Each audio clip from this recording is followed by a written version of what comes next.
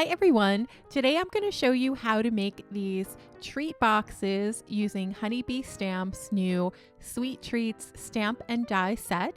And this is the Sweet Treats stamp that I am coloring in right now. And we are going to use these stamps to decorate our treat boxes. And to make the treat boxes, which I'll show you how to do later in this video, we are going to use the Sweet Treat box dies to do so. And when you put all this together, you will end up with some adorable little sweet treat boxes that are just perfect for Valentine's Day or for a birthday or maybe for a gift for a teacher or any other little gift giving that you may need to do actually any time of the year. I think this box can work for lots of different occasions. So I'm going to show you a really detailed version of the box where we are going to decorate every side of the box with these cute little bonbons. If you want to make a less involved version of the box, you can definitely do so. You can maybe only dress up one or two sides of the boxes or maybe add less detail, but I am going to show you how to make a box that goes all out in the event that that's what you want to do. So I am just going to keep coloring in our little bonbons here, and I just love these little bonbons. I love that they're all different shapes and they have all different types of little sprinkles and nuts on them depending on what you'd like them to be. And I am using a whole bunch of different shades of brown for my Copic markers just so you could see a variety to decide which colors you like the best for your chocolates. I like to use lots of different varieties because I think when you look in a box of chocolates, there are lots of different kinds of chocolates that you might see. You might see milk chocolate, you may see a dark chocolate, you may see a white chocolate. There may be some little like gummy treats or gumdrop type treats in there as well that will be colored. So there's lots of options to color in all these different little sweet treats. And I'm going to color in some of the little accents here in a light blue green because I thought that this color would coordinate nicely with the lavender shaded treat boxes that we are going to cut out. I'm also going to show you some other color combinations towards the end of the video in case you want to use a different color combination than what I'm going to show here. So once I finish coloring in our little bonbons, then I'm going to add some accents with a white gel pen. I just put some little sugar sprinkles on our gumdrop, some little highlights on the sprinkles on top of the chocolates just to make them pop a little. And that is going to do it. And now I'm going to take the die cuts for the stamp set. I've already cut them all out ahead of time, and then I'm going to run these through my die cutting machine, and there you have it. So here are all of our adorable little yummy sweet treats all ready to become decorations for our treat box. I cut out all the pieces that we're going to need to create our box off screen just to save time and to just explain what I did. So there are 3 dies in the Sweet Treat box die that you're going to need to create your box, and you are going to cut 2 copies of each of the sides. So one side has a little heart and the other does not, and then you're going to cut out one of the bottoms, which I am kind of folding in now with my score lines, and then wherever you see a score line on the box, you're going to fold them inwards, and then we're going to apply 1/4 inch score tape along each of the outside edges of our bottom box. And then I'm going to use the bottom box as my guide to help me assemble the rest of the pieces. So to make it easier to peel off the tape, I am just going over it with my bone folder. And now we're going to start adding some score tape to each of the tabs on our sides of the box. And it's easy to tell where the tab is. There's one on each box, and you fold it inwards. And then you just add some tape to the little tab part like I'm doing here. And you do that on each of the 4 sides. And then I take my bottom of the box and use that as my key to kind of put the rest of the box together.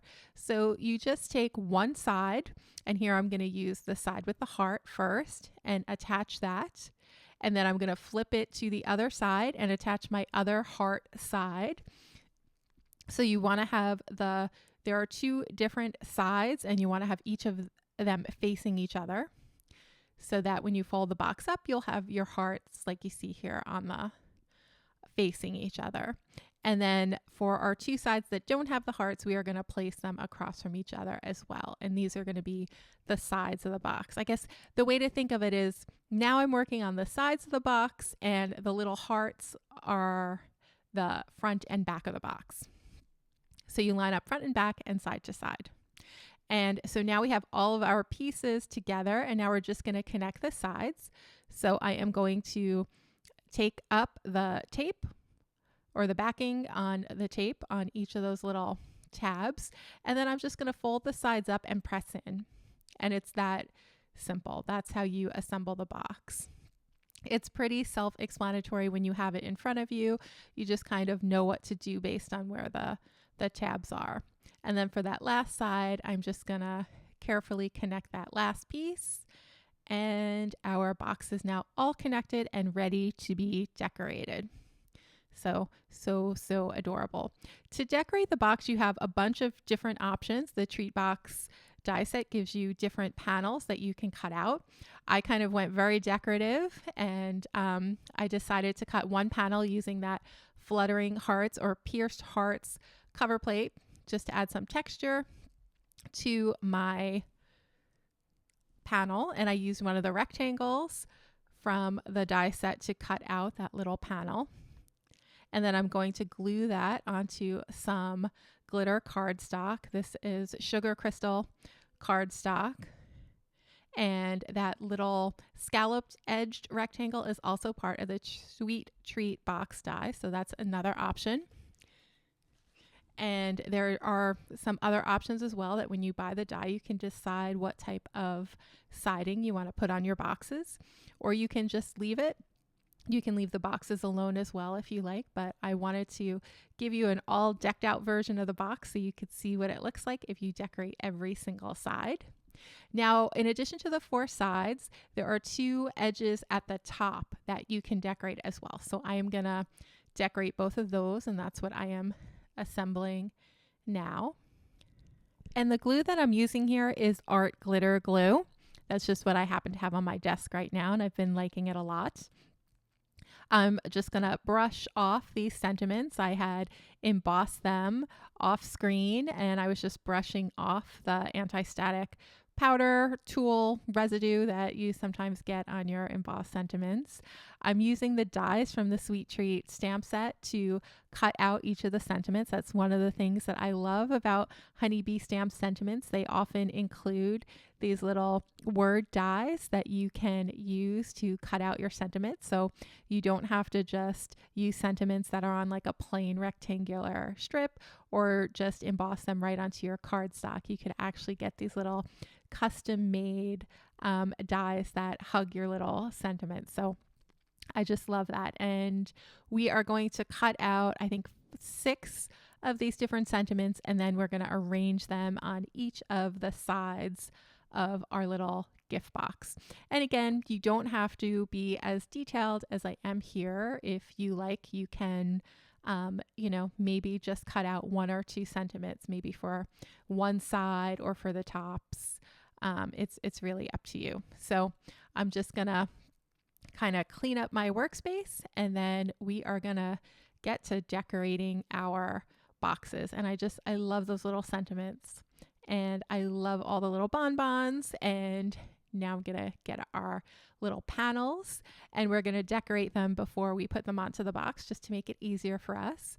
So I'm gonna take about 3 different little candies and arrange them on each of the 4 panels. And then I'm gonna glue everything together, add a little sentiment, and then we're gonna pop them on the box. So for this first one, I thought it'd be cute to add the little lemon or orange slice, and then our little white chocolate heart with maybe some raspberry drizzle on it, and then a little dark chocolate bonbon. Just going to use my art glitter glue here to stamp the little images on. And this is looking pretty good to me. And I think for this side, we're going to add the sentiment that says sweet as honey. And that is just sweet and cute. And now we'll work on our other 3 sides and then our 2 top panels. And that will complete this little the panels for our treat box. So one of my New Year's resolutions this year is to make more handmade gifts for the coming year. So I decided to kind of reacquaint myself with sewing over the holiday break, and I started making some things that I had used to make when I sewed a lot. And I started making some little pot holders, and I made some cloth napkins and some little coasters as well. And I've just decided that I'm going to work on them in my spare time and then kind of stockpile all my little goodies. And then as occasions come up, I will give them away to loved ones. So that this way, I just thought it would be a sweet little touch to give to a gift instead of, just having a gift card. I thought it would be nice to also add a little something handmade from me as well. So I think I've gotten about 10 handkerchiefs done so far, and not handkerchiefs, napkins, like dinner napkins. And I've gotten about 3 coasters done and maybe 3 pot holders, and I've started to give some things away. So I'm really excited about that little resolution that I've set for myself. I've also decided that I want to learn more about watercolor this year. So I had some watercolor paint, so I broke them out over the vacation and I started kind of working with them a little bit. And it's a really different medium from my Copic markers, but I'm enjoying it. So that's going to be another little thing that I kind of add into my hobbies. So have any of you out there, have you set any New Year's resolutions for yourself? Have you set any crafty or artistic resolutions? If so, I would love to hear from you in the comments as to what you're kind of working on or what you wish for yourself for this coming year. I really love this time of year. It just feels like I love the Christmas season. I love celebrating with family. And then I also love that period between Christmas and New Year where you just kind of, relax and prepare for the coming year and reflect on the past year. And I definitely did a lot of that this past week. And I was largely absent from YouTube for the last week while I was just kind of enjoying all those times. So, okay, now it is time for us to assemble our box. So I'm just going to take each of those panels and I'm just going to apply them to the box. And I'm just going to press in for a second just to make sure that it sets okay. And then I'm going to do the same for each of the 4 sides of the box. Just put some art glitter glue on each side, attach it, press in, and then flip the box to do the next side. So I used to always use adhesive tape runner for my adhesive, but lately I've been really loving this art glitter glue. When I started crafting, I could never get the hang of using liquid glue. My projects always looked lumpy, like I used too much. But recently, I guess I've figured out like just how much glue to use, and maybe with the help of those little micro tips, that helps as well. So now I found that it's actually easier to use the liquid glue and a little less messy than the tape runner adhesive, but I'll probably, use some combination of both. I've just been really loving my liquid adhesive lately. All right, so now it's time to tie our little box together. We're not going to add any goodies just yet, and I'm using a piece of black and white twine here. Just going to tie a little bow. There are lots of options. You could use some ribbon here. If you have that on hand, I think that would look really pretty, especially if you made a red box and tied a real pretty red ribbon. Okay, so now let's take a look at all 4 sides of our box. So we have this side that says sweet treats and joy, and then a little something sweet on the side with a little bonbons in the heart, and then handmade sweet treats. And this is what it looks like from the top. And that is it for our little lavender box. Now I'm going to show you a version in red and white in case you like that color palette better. So I kept the design pretty similar on all 4 boxes. I just changed up the coloring, including the colors of the images that I added to the sides of the box. Here's a little pink version.